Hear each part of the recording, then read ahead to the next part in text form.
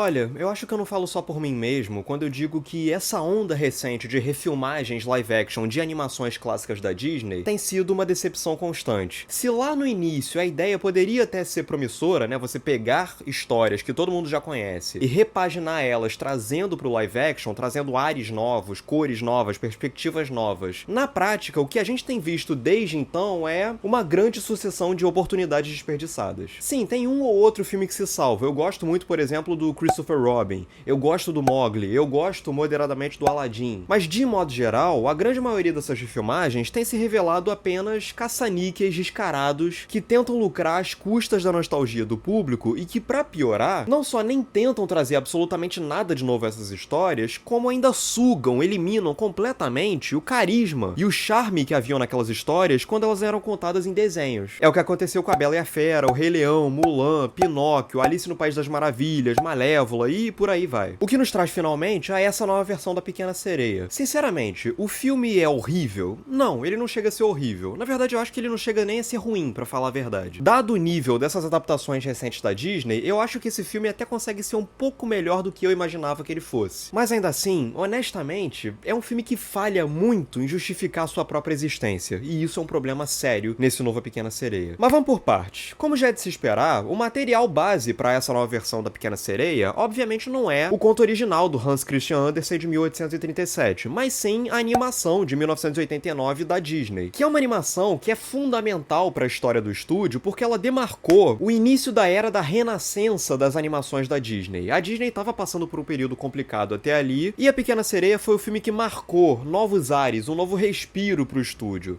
uma nova fase de animações que viriam a se tornar clássicas, como por exemplo A Bela e a Fera, O Rei Leão, Mulan, Pocahontas, Hércules, Tarzan, Aladdin, Corcunda de Notre Dame e por aí vai. Animações que marcaram um período criativamente muito rico pra Disney. Já essa refilmagem aqui, ela é dirigida pelo Rob Marshall, que não é um diretor que eu particularmente sou muito fã. Ele tem créditos por ter dirigido Chicago, mas ele também dirigiu Caminhos da Floresta, o Into the Woods, Memórias de uma Geisha, O Retorno de Mary Poppins, Piratas do Caribe 4, que pra mim é o pior dos Piratas do Caribe. E aqui na Pequena Sereia, ele obtém resultados que pra mim são irregulares. Por um lado, no que diz respeito a essa transição da animação pro live action, esse novo A Pequena Sereia me surpreendeu por se revelar um filme bem mais colorido e vivo visualmente do que eu esperava. Em vez de pegar aquela fantasia lúdica e multicolorida e jogar ela em uma abordagem cinzenta, sem cores e escura, o Rob Marshall e toda a sua equipe conseguem evocar toda a intensidade e todas as cores que boa parte das sequências exige. Sim, há momentos aqui e ali em que o filme é mergulhado numa escuridão maior, mas ainda assim, esses momentos acabam se justificando de alguma forma, ou são sequências que se passam em ambientes mais escuros, numa região mais profunda e mais rochosa do fundo do mar, ou então são sequências mais sombrias mesmo, em natureza, e assim por diante. E da mesma forma, a própria decupagem que o Rob Marshall e o diretor de fotografia, o Dion Beebe, elaboram, funcionam principalmente, em especial, nas sequências que são ambientadas no fundo do mar, que trazem pra dentro de si um dinamismo visual constante. A maneira como essas sequências são enquadradas, são montadas, faz jus à fantasia e ao caráter lúdico do projeto como um todo. E é bacana como a câmera se movimenta e passeia pelos cenários e circunda os personagens com uma graça, com uma leveza que meio que remete aos movimentos sinuosos de criaturas marítimas. Ela vai se movimentando pelos espaços com uma sinuosidade que é muito característica, muito própria desse tipo de ambiente no qual essas cenas se passam. E embora os números musicais não sejam exatamente a coisa mais inspirada e imaginativa do mundo, há um caráter meio operático na maneira com que o Rob Marshall e o diretor de fotografia registram esses momentos, tornam eles mais interessantes de se ver. Tem um momento na sequência do Power of Your World, por exemplo, em que a Ariel se senta numa rocha e nisso se projeta em cima dela uma luz como se fosse um holofote mesmo, que é uma coisa que a gente esperaria de uma performance em palco mesmo. É uma coisa que remete à natureza de um musical em palco, ao vivo. Ao passo que a montagem do Wyatt Smith, pelo menos, ela consegue trazer algum dinamismo e coesão na maneira como ele constrói a passagem do tempo e do espaço.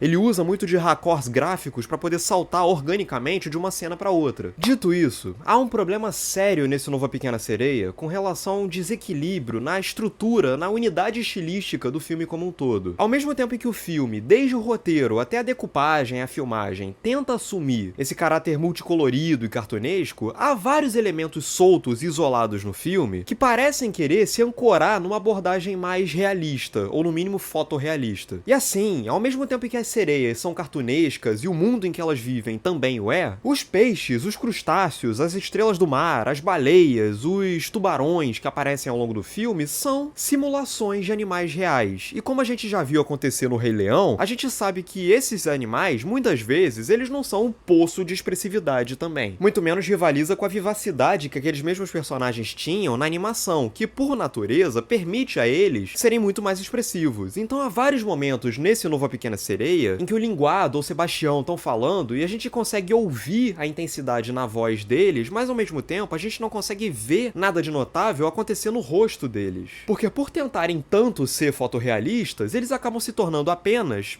inexpressivos, antagônicos à potência e exuberância que eles tanto têm nas suas vozes e nas suas personalidades. Sendo que, de novo, boa parte do filme parece querer aspirar a uma abordagem mais fantasiosa mesmo, então pra que você vai insistir em colocar boa parte daquelas criaturas pra ser fotorrealistas? Por que Hollywood tem tanto medo de misturar atores reais em carne e osso com criaturas que obviamente são cartunescas, são irreais, são desenhos animados, assumidos, com formas irreais? Já o humor do filme é um humor também meio inconstante, há momentos em que o filme consegue provocar o riso no espectador e surpreender com uma ou outra tiradinha, que é eficaz justamente por ser inesperada, mas há vários outros momentos em que o filme vai tentar provocar o riso imitando piadas da animação, e quando ele tenta repetir piadas da animação, o resultado acaba soando meio estranho. Sabe quando você tem um amigo muito engraçado que conta uma piada e faz todo mundo rir, e aí depois vem um outro amigo seu que não é tão engraçado e tenta contar aquela mesma piada, e o resultado acaba soando como uma cópia meio constrangedora da outra? Basicamente é isso que acontece aqui. O que me traz ao grande problema desse novo A Pequena Sereia.